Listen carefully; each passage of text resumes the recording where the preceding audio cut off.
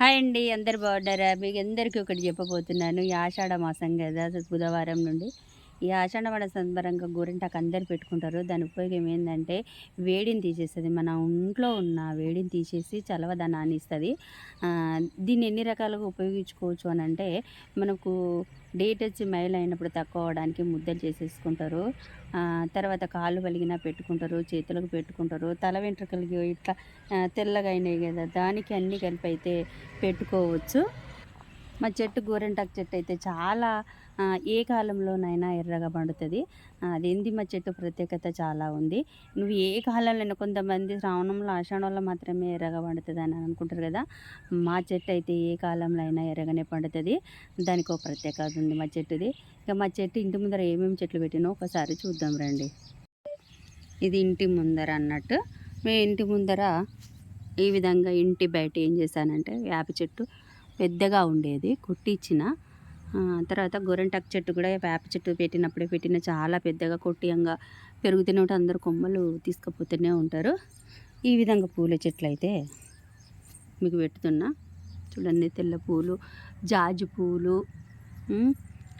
తర్వాత జామ చెట్టు కూడా చూడండి కాయలు కాస్తాయి. ఈసారి కోతులకైతే వదిలిపెడుతున్నా. ఎందుకంటే అప్పటి ఖాతా మనం తినొచ్చు, ఇప్పటి ఖాతా మన కోతులకైతే పనిచేస్తాయి. చెట్టు కింది కొమ్మలు అయితే తీసేసిన. ఇంటి ముందర నాకు లోపల ప్లేస్ లేదు కాబట్టి ఇంటి ముందర ఇలా ఈ విధంగా పెట్టుకున్నా. ఇంటి ముందరనే గులాబీ చెట్లు, తర్వాత ఉసిరి చెట్టు పెట్టాను.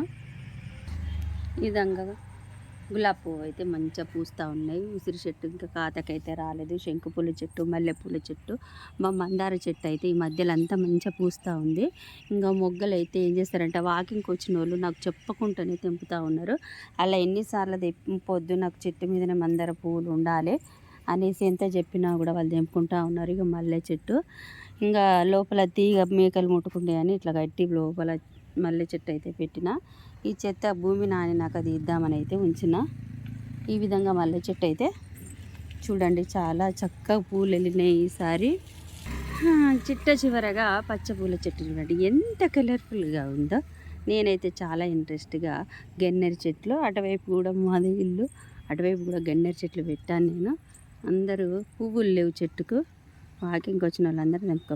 అది ఇటువైపు అయితే మెయిన్ రోడ్ అండి. ఇది 10 మినిట్స్ అయితే రైల్వే స్టేషన్, మోబాద్ రైల్వే స్టేషన్ వస్తుంది. ఇంకా నేనైతే ఫస్ట్ మాదే చివరి ఇల్లు అనుకున్నా. ఇప్పుడు అన్ని ఇండ్లు అవుతున్నాయి. ఈ ఇల్లు అయితే ఎవరు కొంటున్నారు కానీ దీన్ని అయితే ఆడబెట్టి పేరు. ఇక ఇటువైపు కూడా రోడ్ అవతల కూడా చెట్లు పెట్టాను నేను. ఇంకా గన్నేరు పూలు చూడండి కలర్ఫుల్గా ఉంటాయి. మీకు అందరు పూలు తెంపుకోపోయేటప్పుడు ఇవైతే తెంపకండి, అటువైపు తెంపురు కానీ నాకు ఎదురుగా ఉండాలి అని చెప్పిన తెంపనీయడం లేదు. ఇంకా అదొక రకమైన ముద్ద మందారం అది. ఈ విధంగా తంగడి చెట్టు బతుకమ్మకు. ఓకేనండి. మా ఇంటి ముందట ఎంత బాగా చెట్లు ఉందో చూసారు కదా. ఓకేనండి. మరి నా వీడియో మీకు నచ్చినట్లయితే లైక్ చేసి సబ్స్క్రైబ్ చేయండి. మీ ఇంటి ముందట కూడా ఇదే విధంగా పచ్చని వాతావరణం చెట్లు పెట్టండి. వేడి ఏమవుతుందంటే ఎండాకాలం మన ఇంట్లోకి వేడిని రానివ్వదు. చెట్ల వలన చాలా మా ఇంటి దాకా రాగానే అందరూ చల్లగా ఉంది అని అంటారు. మీరు కూడా ఇంటి ముందట ఖాళీ ప్లేస్ బయట రోడ్డు పైన పెట్టుకోండి. ప్రశాంతమైన జీవనాన్ని గడపండి. ఎవరి విషయాలు మనకు అవసరం లేదు. మన ఇంటి విషయాలు మనమే చూసుకొని మనం బతికితే చాలు. మనల్ని ఏమన్నా అనుకుంటే పోనీ అనుకొని వదిలిపెట్టి ఈ విధమైన చెట్ల రూపంలో మనం మన ప్రశాంతతను వెతుక్కోవచ్చు. మా గోరింటాకు చెట్టు అయితే అసలు తెంపనోళ్ళు లేరు. ఈ బజార్ మొత్తం కాదు, అవతల బజార్లు కూడా తెంపుకపోతారు వచ్చి. అయినా నేను ఎవరిని వద్దన్నాను కానీ అడిగి తెంపుకుంటారు వాళ్ళు. ఓకేనండి. మరి నా వీడియో నచ్చినట్లయితే వీడియో మొత్తం చూడండి. సబ్స్క్రైబ్ చేయండి. ముఖ్యంగా చెట్లను పెంచండి అందరూ. ఓకే మరి బాయ్.